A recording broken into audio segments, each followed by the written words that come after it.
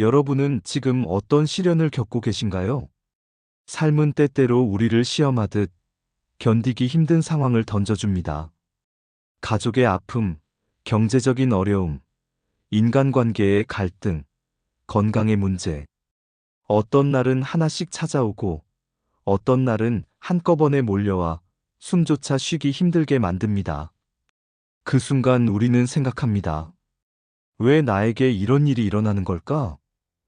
언제쯤 이 고통이 끝날까? 도대체 내가 무엇을 잘못했길래 이런 벌을 받는 걸까? 밤에 잠들지 못하고 천장만 바라보며 답 없는 질문들을 반복합니다. 주변 사람들은 쉽게 말합니다. 힘내, 곧 나아질 거야. 시간이 약이야. 하지만 그 말들이 위로가 되기는커녕 오히려 더 외롭게 느껴질 때가 있습니다. 이 고통을 정말 이해하는 사람이 있을까 하는 쓸쓸함이 밀려옵니다. 오늘은 바로 이 시련의 순간을 어떻게 바라볼 것인가, 불교의 지혜를 통해 함께 사유해보고자 합니다. 이 이야기가 지금 힘든 시간을 보내고 계신 여러분의 마음에 작은 빛이 되기를 바랍니다. 불교에서 삶의 첫 가르침은 삶은 고다라는 것입니다. 태어남도, 늙음도, 병듦도, 죽음도 모두 고통입니다. 사랑하는 이와 헤어지는 것도, 미운 사람과 함께 있는 것도, 원하는 것을 얻지 못하는 것도 고통입니다. 이것을 사성제 중 고성제라고 합니다. 처음 이 가르침을 들으면 너무 비관적으로 느껴질 수 있습니다. 삶이 고통이라니, 그럼 희망이 없는 것 아닌가? 하고 생각할 수 있습니다. 하지만 부처님께서 이렇게 말씀하신 이유는 삶을 포기하라는 것이 아니라 오히려 현실을 있는 그대로 직시하라는 것입니다. 우리가 겪는 시련은 특별히 남한에게만 주어진 것이 아닙니다. 인간이라면 누구나 피할 수 없이 겪어야 하는 삶의 보편적 진리입니다. 부자든 가난한 사람이든 유명한 사람이든 평범한 사람이든 모든 사람이 각자의 고통을 안고 살아갑니다. 하지만 여기서 중요한 점은 부처님은 단순히 삶은 고통이다라고만 말씀하지 않으셨다는 겁니다. 그 고통의 원인을 밝히고 고통을 멈출 수 있는 방법을 제시하고 그 길을 어떻게 걸어갈 것인가에 대한 구체적인 가르침을 주셨습니다. 이것이 바로 사성제의 완전한 가르침입니다. 시련을 겪는다는 것은 내가 무언가 잘못해서가 아닙니다. 그것은 단지 인간으로 살아가는 것의 일부입니다. 이것을 받아들일 때 우리는 왜 나만? 이라는 원망에서 벗어날 수 있습니다. 불교에서는 모든 일이 인연에 의해 일어난다고 봅니다. 지금 내가 겪고 있는 시련도 우연히 떨어진 번개처럼 생긴 것이 아닙니다. 과거의 원인과 현재의 조건이 만나 나타난 결과일 뿐입니다. 이것을 연기법이라고 합니다. 예를 들어 씨앗이 땅에 뿌려지고 햇빛과 물, 토양의 조건이 맞아야 싹이 나듯 시련 또한 어떤 원인과 조건이 모여 지금 내 삶 속에 나타난 것입니다.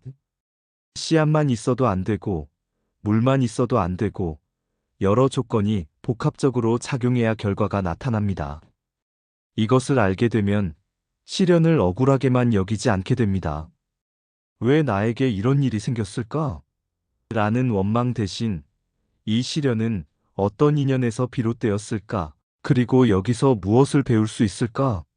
라는 통찰의 질문이 시작됩니다. 물론 이것이 자신을 탓하라는 의미는 아닙니다.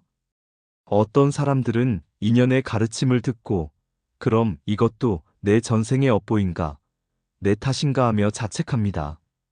하지만 업보는 벌이 아닙니다. 단지 원인과 결과의 법칙일 뿐입니다. 중요한 것은 과거의 원인을 찾아 자책하는 것이 아니라 지금 이 순간 어떤 원인을 만들어갈 것인가 하는 것입니다.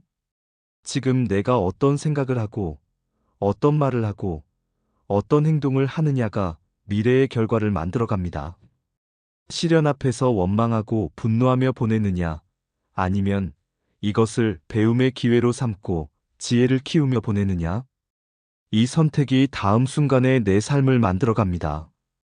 부처님은 말씀하셨습니다. 시련은 마음을 닦는 도반이다.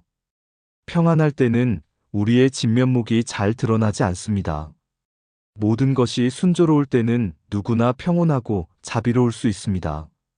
하지만 어려움 속에서야 비로소 우리의 진짜 마음이 드러납니다. 조급한지, 인내하는지, 원망하는지, 감사할 줄 아는지, 화를 쉽게 내는지, 평정심을 유지하는지, 남을 탓하는지, 스스로를 돌아보는지. 시련은 거울처럼 우리 내면을 비추어 줍니다. 그래서 시련은 가장 정직한 스승입니다. 또한 시련은 우리의 마음을 단단하게 다져줍니다. 금이 불 속을 거치며 더욱 순수해지는 것처럼 시련을 통과한 마음은 이전보다 넓고 깊은 자비와 지혜를 품게 됩니다. 쉽게 얻은 것은 쉽게 잊히지만 고통을 통해 얻은 깨달음은 평생 남습니다. 시련을 겪어보지 않은 사람은 다른 사람의 고통을 진정으로 이해하기 어렵습니다. 하지만 자신이 아픔을 겪어본 사람은 같은 고통을 겪는 사람을 보면 진심으로 공감하고 위로할 수 있습니다. 이것이 바로 자비심의 성장입니다. 부처님께서도 왕궁의 안락함을 버리고 고행의 길을 걸으셨습니다. 배고픔과 추위, 외로움과 두려움을 직접 경험하셨기에 중생들의 고통을 깊이 이해하실 수 있었습니다. 시련 없이는 진정한 깨달음도 없습니다. 현재의 어려움이 영원히 지속될 것 같지만 불교의 진리 중 하나는 무상입니다. 세상에 변하지 않는 것은 없습니다. 기쁨도 사라지고 슬픔도 사라집니다. 오늘의 고통도 반드시 변할 수밖에 없습니다. 고통이 심할수록 우리는 그것이 영원히 계속될 것처럼 착각합니다.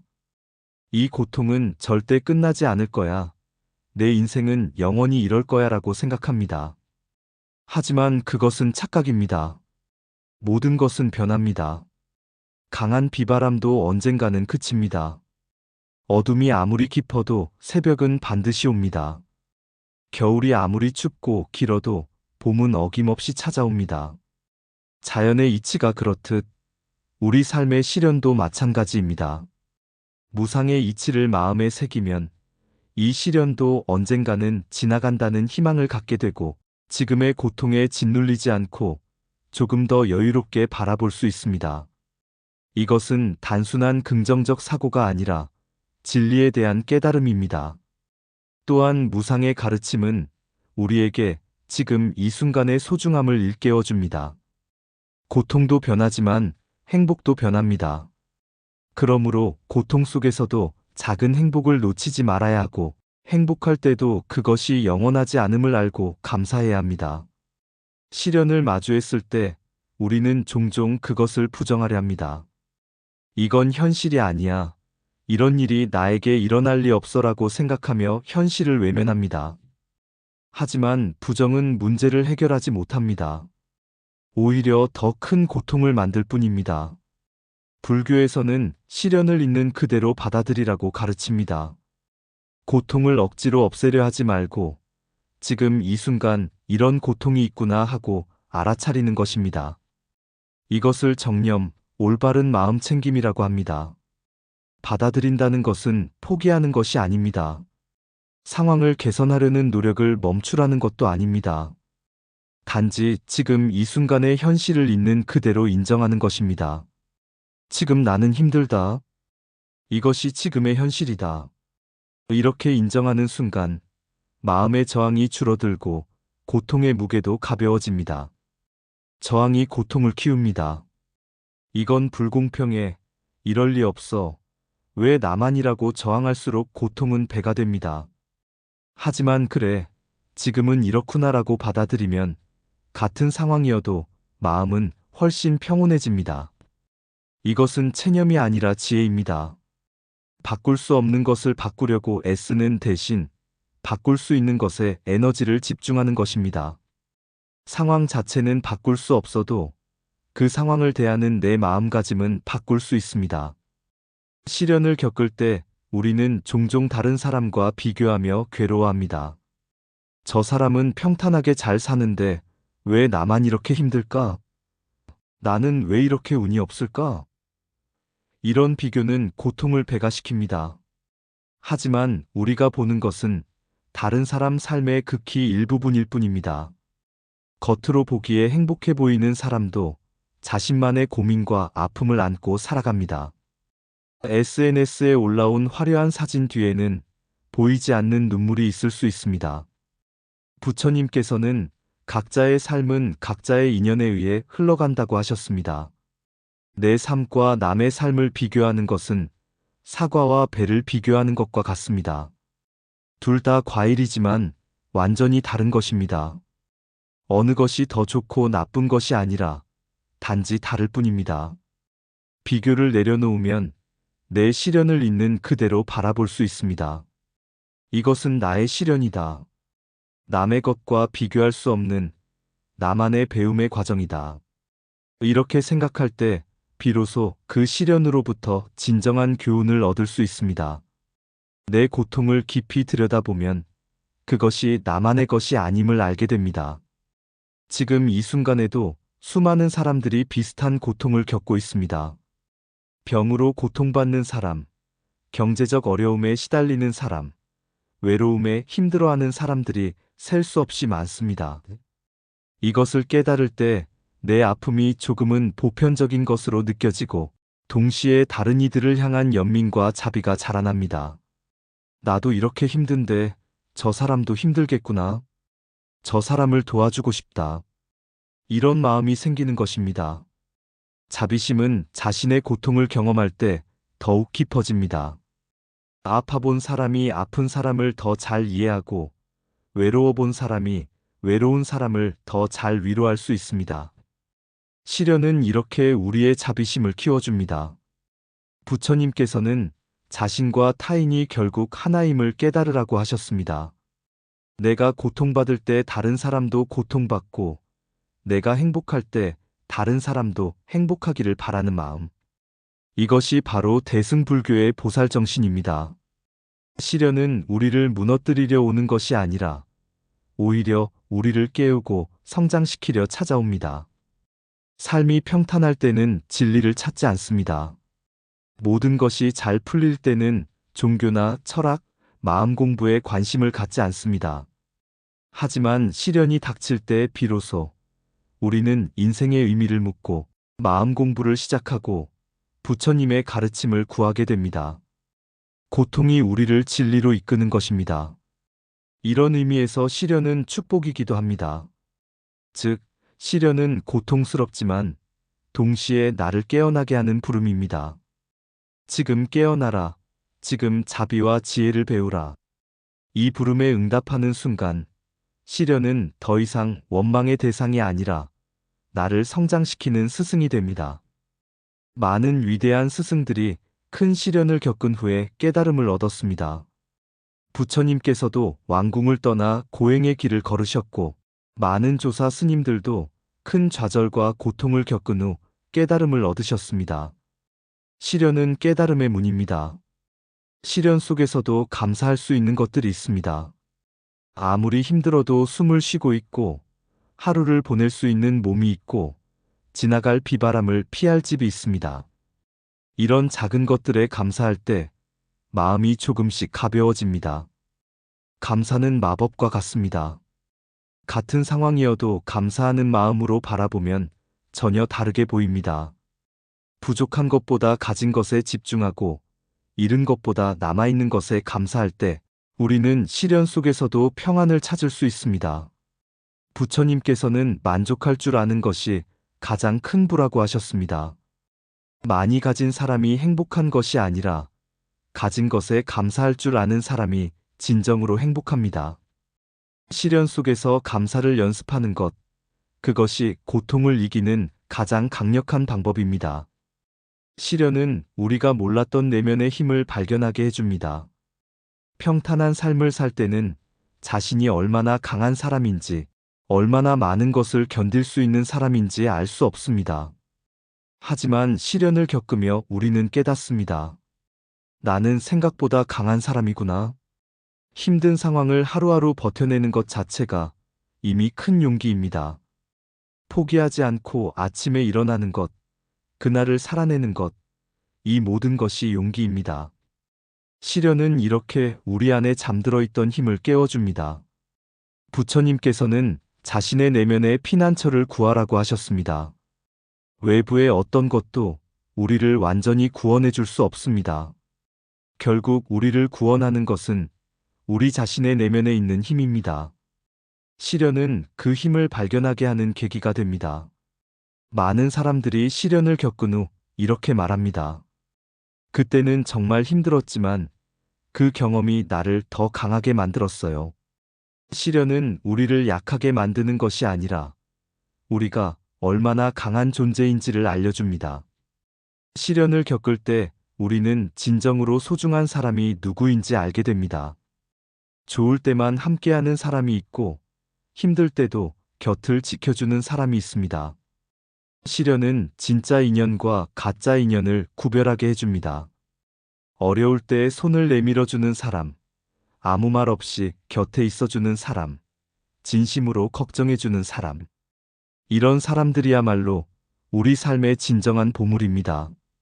시련 덕분에 우리는 이들의 소중함을 깨닫게 됩니다. 또한 시련은 우리에게 도움을 청하는 법을 가르쳐 줍니다. 많은 사람들이 혼자 모든 것을 감당하려 하다가 무너집니다. 하지만 도움을 청하는 것은 약함이 아니라 지혜입니다. 부처님께서도 제자들과 함께 수행하셨고 서로 돕고 의지하라고 가르치셨습니다. 시련 속에서 누군가의 도움을 받았다면 그 은혜를 기억하세요. 그리고 언젠가 다른 누군가가 힘들 때 당신이 그 손을 잡아주세요. 이렇게 자비는 순환하고 세상은 조금씩 따뜻해집니다. 시련을 겪고 나면 삶을 보는 눈이 달라집니다. 이전에는 당연하게 여겼던 것들이 얼마나 소중한지 알게 됩니다. 평범한 하루가 얼마나 감사한 것인지, 건강이 얼마나 큰 축복인지, 사랑하는 사람들과 함께하는 시간이 얼마나 귀한지 깨닫게 됩니다. 시련을 겪은 사람은 더 겸손해집니다. 자신이 모든 것을 통제할 수 없다는 것을 알기에 오만하지 않습니다. 언제든 다시 어려움이 찾아올 수 있음을 알기에 지금 가진 것에 더욱 감사합니다. 또한 시련을 겪은 사람은 더 자비로워집니다. 자신의 고통을 경험했기에 다른 사람의 고통을 외면할 수 없습니다. 힘든 사람을 보면 그냥 지나치지 못하고 작은 도움이라도 주고 싶어집니다. 이것이 바로 시련이 주는 가장 큰 선물입니다. 여러분, 지금 어떤 시련을 겪고 계십니까? 때로는 그 고통이 너무 커서 버틸 힘조차 없다고 느껴질 수도 있습니다. 밤마다 눈물로 베개를 적시고 아침이 오는 것조차 두려울 수 있습니다. 그러나 부처님의 가르침에 따르면 그 시련은 인연 따라 생겨난 것이며 반드시 변할 것이고 나를 단단하게 하고 깨우게 하는 도반입니다. 비록 지금은 힘들지라도 이 과정을 통해 여러분의 마음은 더욱 깊어지고 자비와 지혜는 더 크게 자라날 것입니다. 그러니 오늘도 이렇게 마음속으로 되뇌어 보세요. 이 시련도 언젠가 지나간다. 이 시련은 나를 깨우기 위한 부처님의 가르침이다. 나는 이 고통을 통해 더 강하고 지혜로운 사람이 될 것이다. 시련은 끝이 아니라 새로운 시작입니다. 어둠이 깊을수록 새벽의 빛은 더욱 밝게 느껴집니다. 지금 여러분이 겪고 있는 이 어두운 터널의 끝에는 분명 빛이 기다리고 있습니다. 시련을 겪는다는 것은 여러분이 아직 살아있다는 증거입니다. 느끼고 아파하고 슬퍼할 수 있다는 것은 여러분이 살아있는 존재라는 의미입니다. 고통을 느낄 수 있다는 것 자체가 축복입니다. 왜냐하면 그것은 여전히 변화할 수 있는 가능성이 있다는 뜻이기 때문입니다. 부처님께서는 말씀하셨습니다. 고통받는 자를 위로하는 것이 가장 큰 공덕이다. 여러분이 지금 겪는 이 고통의 경험은 언젠가 다른 누군가를 위로하는 힘이 될 것입니다. 여러분의 아픔이 헛되지 않을 것입니다. 지금 이 순간 숨을 크게 들이쉬고 내쉬어 보세요. 여러분은 지금도 살아 숨쉬고 있습니다. 여러분은 이 순간을 견디고 있습니다. 그것만으로도 충분히 대단한 일입니다. 스스로를 자랑스럽게 여기세요. 여러분 모두가 지금의 시련 속에서 지혜와 자비를 발견하기를, 그리고 그 끝에 평안과 자유를 얻기를 진심으로 기원합니다. 힘내십시오. 여러분은 혼자가 아닙니다. 부처님의 가르침이 함께하고 같은 고통을 겪는 수많은 이들이 함께 걷고 있습니다. 그리고 기억하세요. 가장 어두운 밤이 지나면 가장 아름다운 새벽이 옵니다. 여러분의 새벽도 반드시 올 것입니다. 감사합니다. 나무아미타불.